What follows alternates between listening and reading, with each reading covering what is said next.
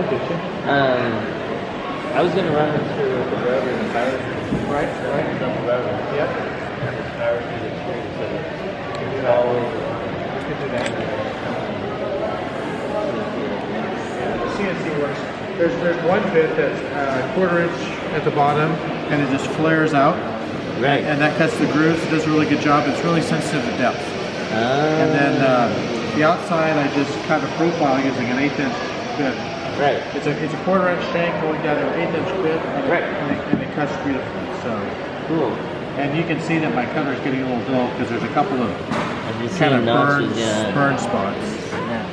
Yeah. Well, that's when I go and that's user error, because when I get all done, I run it through a little bitty roundover bit. Right. And I'm running it through, pieces this long, trying not to hit my finger. Yep. Every now and then I get it just around the corner and I go, I can't believe I just did that. Yep. Yeah. Imperfect. I understand. So I put buildings on for color to distract you. Yeah. That's supposed to. I was thinking of trying to do like multi-level stuff.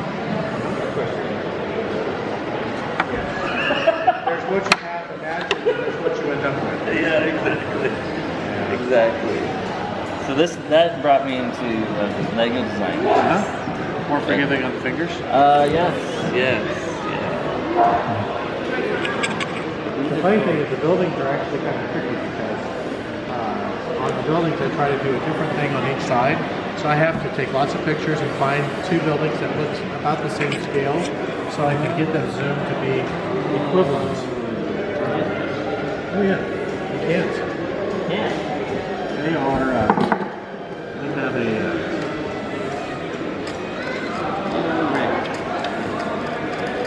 They're all good. They're all good. They actually have two. Otherwise, the kids will rotate them. Right. Darn kids. Playing with your toys. They stack them up.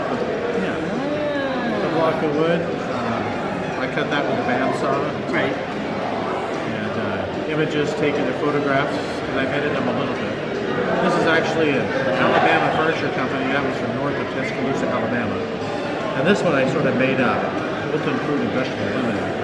And so I'm editing it in Photoshop. I'm using a font. I'm weathering the font to make it so that it disappears into the... I select all the cracks between the bricks, and then I use that to drop out between things. So Right. it stretches my brain. It's kind of like what I do. Thank goodness for menu. Yeah. Most of my work is Woodworking, there is no ending. No. It's like, I can't believe I just did that. But I found if I don't attach the tables, the kids stack them up, they tip them over, Oh, yeah. they take a beating. So. Yeah. And everywhere there's a leg, these pieces come out because Right. the leg sections come apart. Right. And that's probably, wrench tightened it enough that it's bound in there good. If I was really good, they would all be that way. They couldn't take anything off the table. Right. I failed. I even have a little piece I clamp on the ends when I set the ends that I glue down. Right. And even then, I still don't get it right. So. That's a neat layout. I gotta give you credit. That is really cool. I have a Lego layout on a board, and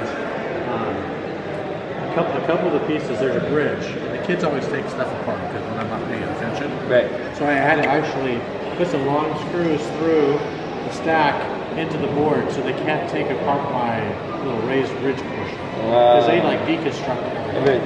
Yes. So all the tracks are screwed down, and where I have kind of a bridge over, it's got a couple of long screws so they can't get it apart. Right. They wreck the trains in no time. They just want the bottom that they can run around as fast as they can. Yeah, exactly.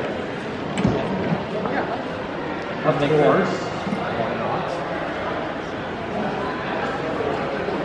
That's what kids learn is to reconstruct.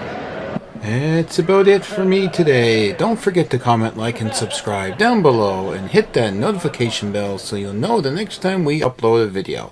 Take care, and I will talk to you guys again in the next video very shortly.